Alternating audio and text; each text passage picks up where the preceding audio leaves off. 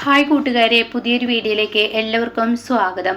അങ്ങനെ ശ്രേയ എന്താണ് ചെയ്തത് എന്ന് കാണിക്കുന്നുണ്ട് കേട്ടോ. പിന്നീട് ശ്രേയ ആണെങ്കിലോ, ഇപ്പോൾ ഞാൻ തെളിയിക്കാനുള്ളതൊക്കെ തെളിയിച്ചു, ഇനിയിപ്പോൾ നിങ്ങൾക്ക് എന്താണ് വേണ്ടത്? എൻ്റെ ഭാഗം ഞാൻ ക്ലിയർ ചെയ്തു, ഞാൻ തെറ്റുകാരിയല്ല. ഇവിടുത്തെ തെറ്റുകാരി ആരാണെന്നറിയോ? ഈ നിൽക്കുന്ന ഈ ചാരുവാണ്. ചാരു ഓരോന്ന് ചെയ്തു വെച്ചിട്ട് നിങ്ങളെല്ലാവരും എന്നെ സംശയിച്ചു. എന്നാൽ അരവിന്ദ, ഞാനൊരു കാര്യം നിങ്ങളോട് പറയാൻ. നിങ്ങൾ എന്നോട് ഡിവോഴ്സ് ആവശ്യപ്പെട്ടപ്പോൾ ഞാൻ എന്ത് പറഞ്ഞു?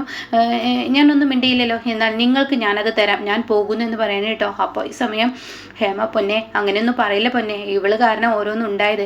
അപ്പോഴേക്കും ആകാശ് പറയാണ്, ദേ എൻ്റെ ഭാര്യയെ നിങ്ങൾ കുറ്റപ്പെടുത്താൻ നോക്കണ്ട, ഇതിലെന്തോ ചതിയുണ്ടെന്ന്.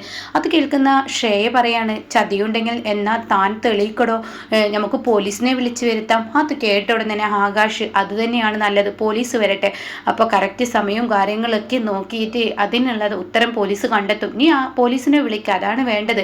കാരണം എൻ്റെ ഭാര്യ, ഈ നിൽക്കുന്ന ചാരു ഒരിക്കലും തെറ്റ് ചെയ്യില്ല. ചാരു എപ്പോഴും ജീവിതം നന്നാവാനാണ് നോക്കിയിട്ടുള്ളത്.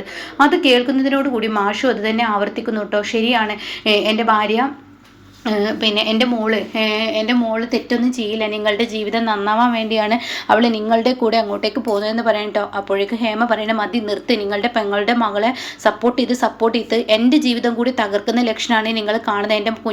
എൻ്റെ കുഞ്ഞിന് നല്ലൊരു ജീവിതം കിട്ടിയപ്പോൾ അത് ഇല്ലാതായി എന്ന് പറയട്ടോ. ഇത് കേൾക്കുന്ന ശ്രേയ പറയാണ്, എന്തായാലും നിങ്ങൾ നിങ്ങളുടെ സ്വഭാവം കാണിച്ചു. രക്തത്തെ തിരിച്ചറിയെന്ന് പറയുന്നത് പോലെ രക്തത്തിനൊപ്പം നിൽക്കുകയാണ് ചെയ്തത്.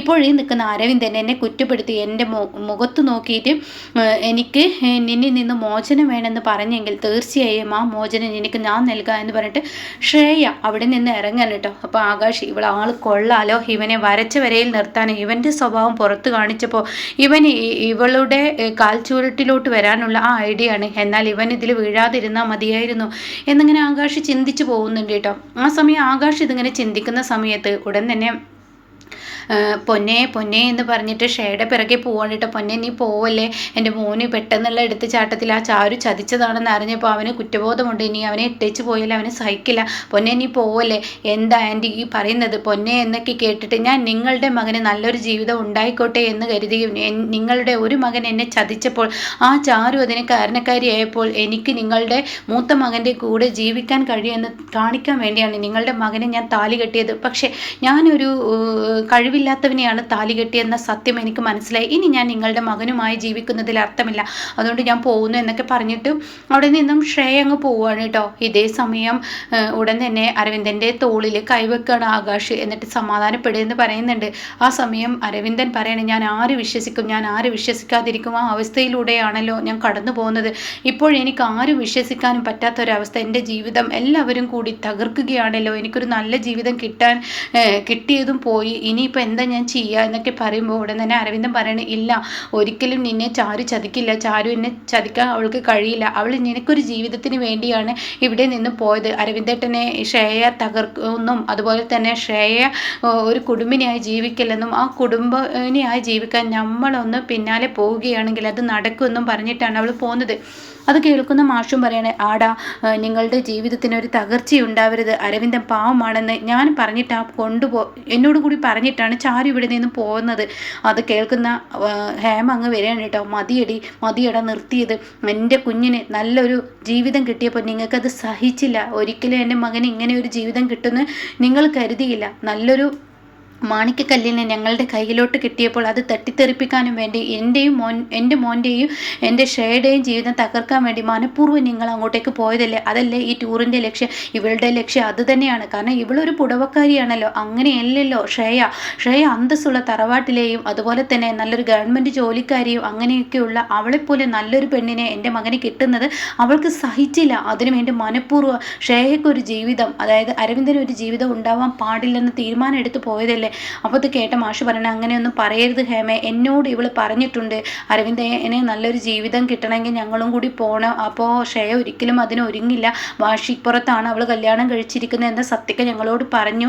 അപ്പോൾ അതുകൊണ്ടാണ് അവൾ പോകുന്നത് എന്നൊക്കെ പറയാൻ കേട്ടോ. അപ്പോൾ ഹേമ പറയണേ, ഇല്ല, ഇവൾക്ക് ഒരു ഹണിമൂൺ ആഘോഷിക്കാനും അവളുടെ ജീവിതം തകർക്കാനും എൻ്റെ പൊന്നുവിൻ്റെ ജീവിതം തകർക്കാനും എൻ്റെ അരവിന്ദൻ്റെ ജീവിതം തകർക്കാനും വേണ്ടിയാണ് ഇവൾ ഇവിടെ നിന്ന് പോയതെന്ന് പറയുമ്പോൾ ചാരു കരയാൻ കേട്ടോ. ആ സമയം മാഷ് പറയണേ, കിട്ടേണ്ടത് കിട്ടിയില്ലേ, ഞാൻ നിന്നോട് എപ്പോഴും പറഞ്ഞിട്ടുണ്ട്, നിന്റെ കാര്യം നോക്കി നടക്കുക. അരവിന്ദനെ കല്യാണം കഴിച്ചത് ഷേയാണെങ്കിൽ അവന് മനസ്സറിഞ്ഞ് അവളെ സ്വഭാവം അവൻ തിരിച്ചറിയുന്ന ഒരു കാലം വരും. അന്ന് നീ ഇതാക്കിയാൽ മതി. നീ അവരുടെ കൂടെ പോയിട്ട് നീ അവരുടെ സ്വഭാവം തിരിച്ചറിയിക്കാനൊന്നും പോകണ്ടെന്ന് ഞാൻ നിന്നോട് പലവട്ടം പറഞ്ഞതല്ലേ എന്ന് മാഷ് പറഞ്ഞിട്ട് ചരുവിനോട് ചൂടാവണം കേട്ടോ. ഈ സമയം ചരു അങ്ങ് കരഞ്ഞു പോവുകയാണ്. ചരുവിൻ്റെ കണ്ണിൽ നിന്നും കണ്ണുനീർ തുള്ളികൾ നിറഞ്ഞൊഴുകാണ്. എന്നാൽ ഈ സമയം ഷേയാണെങ്കിലോ തൻ്റെ വീട്ടിൽ ചെന്ന് ബെല്ലടിക്കുകയാണ്. തൻ്റെ അമ്മ കതക് തുറക്കുമ്പോൾ തൻ്റെ അമ്മക്ക് ഭ്രാന്തും നോക്കുകയാണ്.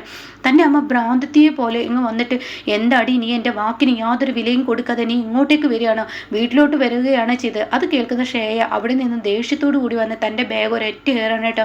അപ്പോൾ ഉടൻ തന്നെ ഷേയുടെ അമ്മ ചോദിക്കുകയാണ്, എന്താ ഞാൻ നിനക്ക് പറഞ്ഞത് മനസ്സിലായില്ല, നീ മനഃപൂർവ്വം നീ ഈ ജീവിതം തകർക്കുകയാണ് ചെയ്തത്.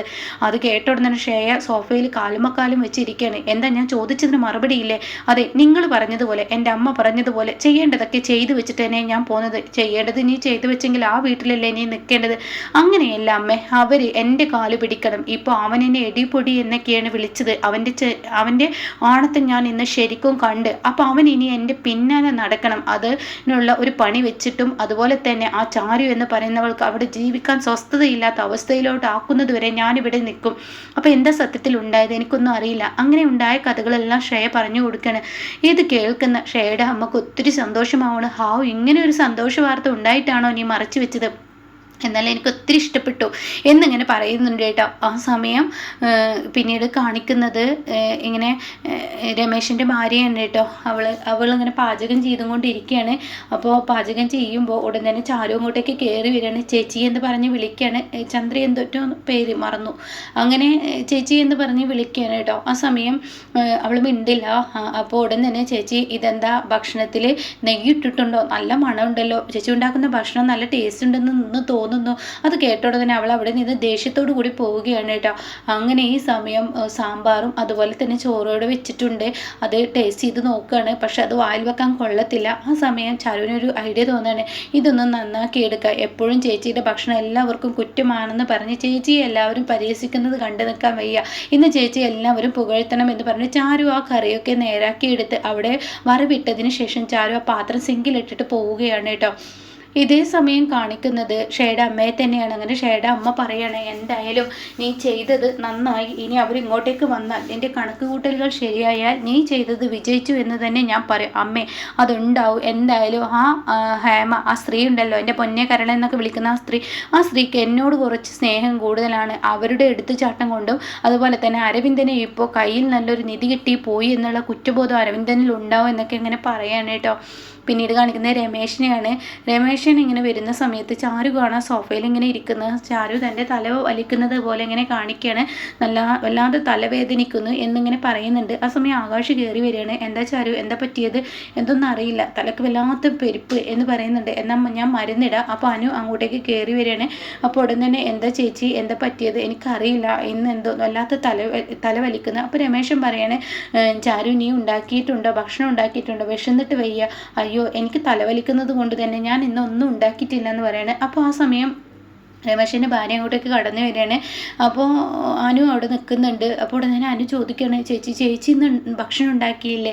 ഇല്ല, നമ്മുടെ ചേച്ചി ഇന്ന് ഭക്ഷണം ഉണ്ടാക്കിയിട്ടുണ്ടെന്ന് പറയുകയാണ്. അപ്പോൾ ചന്ദ്രി ഭക്ഷണം ഉണ്ടാക്കിയിട്ടുണ്ടെന്ന് പറയുകയാണ്. അത് കേട്ട ഉടൻ തന്നെ, അയ്യോ, എനിക്ക് വേണ്ടെന്ന ഭക്ഷണം എന്ന് രമേശൻ പറയാണ്. അത് കേൾക്കുന്ന രമേശിൻ്റെ ഭാര്യയ്ക്ക് ദേഷ്യം പിടിക്കുകയാണ്. എന്താ നിങ്ങൾ പറഞ്ഞത്? എൻ്റെ ഭക്ഷണം എനിക്ക് വേണ്ടെന്നോ? എൻ്റെ പൊന്നെ, നീ വിഷം കലക്കി തന്നാലും ഞാൻ കുടിച്ചോളാം. പക്ഷെ നീ ഉണ്ടാക്കുന്ന ഭക്ഷണം കഴിച്ചിട്ട് എൻ്റെ വയറ് കേടുവരുത്താൻ എനിക്ക് വയ്യ. അത്രയും വായിൽ വെക്കാൻ കൊള്ളത്തില്ല. അപ്പോൾ അനു അതേ അഭിപ്രായത്തോടു കൂടി അനു ഇങ്ങനെ നിൽക്കുകയാണ്. അപ്പോൾ ആകാശം അതേ അഭിപ്രായത്തോടു കൂടിയാണ്. അപ്പോൾ ചാരി പറയണേ, എന്തിനാ അങ്ങനെയൊക്കെ പറയുന്നത്? രമേശേട്ടൻ പോയി ഭക്ഷണം കഴിക്കുക. അപ്പോൾ അങ്ങോട്ടേക്ക് മാഷ് കടന്നു വരികയാണ്. ആ മാഷ് ചോദിക്കുകയാണ്, എന്താ ഭക്ഷണം ആയില്ല മോളെ, എടുത്ത് വെക്ക്. ഉടനെ തന്നെ അനു പറയണേ, ഇന്ന് ചാരു ചേച്ചി ഭക്ഷണം ഉണ്ടാക്കിയിട്ടില്ല. അതെന്ത് പറ്റി? എനിക്ക് വല്ലാത്ത തലവേദന. അയ്യോ, ഡോക്ടറെ അടുത്തോട്ട് പോകണോ എന്ന് മാഷ് ചോദിക്കുമ്പോൾ, ഇല്ല, അല്പസമയം ഒന്ന് ഇരുന്നാൽ മതി, നിങ്ങളെന്തായാലും ഭക്ഷണം കഴിക്ക്. എന്തായാലും ചേച്ചി ഉണ്ടാക്കിയ ഭക്ഷണം അമ്മാവനും കഴിച്ചു എന്ന് പറയാണ്. ബാലമാമയും കഴിച്ചു എന്ന് പറയുമ്പോൾ ബാലമാമ അങ്ങനെ നിന്ന് പരുങ്ങുന്നത് കാണുമ്പോൾ ഉടൻ തന്നെ അത് കണ്ടിട്ട് സങ്കടമാവുകയാണ് കേട്ടോ ചേച്ചിക്ക്. അപ്പോൾ ചേച്ചി എന്താ നിങ്ങൾക്ക് ആർക്കും ഞാൻ ഉണ്ടാക്കുന്ന ഭക്ഷണം കഴിക്കാൻ പറ്റത്തില്ല എന്ന് ചോദിക്കുകയാണ്. അപ്പോൾ രമേശൻ പറയണേ നീ ഉണ്ടാക്കുന്ന ഭക്ഷണം കഴിക്കാൻ പറ്റായിട്ടല്ല, അത് വായിൽ വെച്ചാൽ പിന്നീട് കുറച്ച് കാലത്തേക്ക് ഭക്ഷണം കഴിക്കില്ല എന്ന് പറയാണ്. ആ സമയം അനുവിനും ആകാശിനും മാഷിനും ഒക്കെ അതേ അഭിപ്രായമാണ്. അപ്പോൾ ബാലമാമ അങ്ങനെയൊന്നും പറയാതെ പോയിട്ട് ഭക്ഷണം കഴിക്കാമെന്ന് പറയാണ്. അങ്ങനെ തൻ്റെ ചേച്ചി ഭക്ഷണം എടുത്ത് വെച്ച് കൊടുക്കുമ്പോൾ ചാരുവിനൊരു ചെറിയൊരു പുഞ്ചിരിയാണ് കേട്ടോ. അപ്പോൾ ഇങ്ങനെയൊക്കെയുള്ള ഒരു എപ്പിസോഡാണ് ഇനി വരാനിരിക്കുന്നത് കേട്ടോ.